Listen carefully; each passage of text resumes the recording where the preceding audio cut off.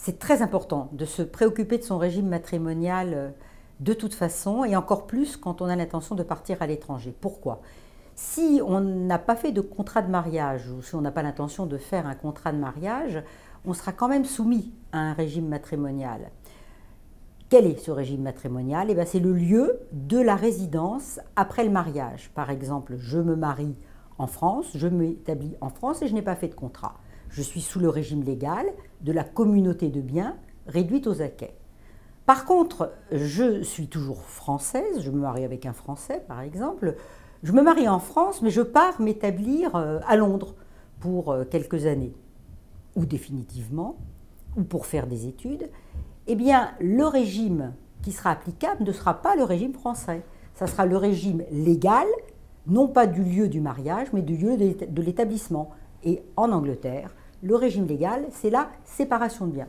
Donc il est très important de connaître d'abord les différents régimes et de faire son choix, parce que les régimes sont complètement différents pour l'appartenance du patrimoine, pour la solidarité dans les dettes, pour la gestion des biens, et également au moment de la séparation, et il y en a toujours une malheureusement dans un couple, qu'elle soit voulue, un divorce, qu'elle soit subie, un décès, la répartition des biens se fera de manière très différente selon le régime qui aura pu être appliqué.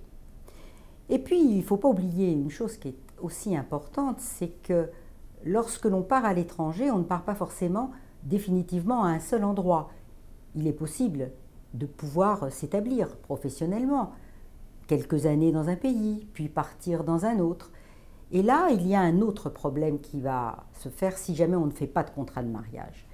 C'est la mutabilité du régime matrimonial. Par exemple, vous êtes en France, vous partez vivre en Angleterre pendant quelques années et vous êtes sous le régime de la séparation de biens, et puis vous repartez dans un autre pays, par exemple nordique, où la communauté universelle peut exister. Au bout de 10 ans, automatiquement, quelle que soit votre nationalité, quel que soit le lieu où vous vous êtes marié, mais simplement parce que vous vous êtes établi dans un nouvel endroit, vous aurez une mutabilité de votre régime matrimonial qui va donc être passé d'un régime de séparation à la communauté universelle ou tout autre régime. Comment faire pour éviter cela? Il faut faire un contrat de mariage. Alors, qui dit faire un contrat de mariage ne veut pas dire adopter forcément un régime de séparation de biens, un régime de participation aux acquêts. Si le régime légal, c'est-à-dire le régime français de la communauté réduite aux acquêts, vous intéresse, c'est celui que vous voulez choisir, vous le fixez. Vous le fixez en faisant un contrat de mariage pour indiquer que c'est ce régime que vous souhaitez qu'il soit établi.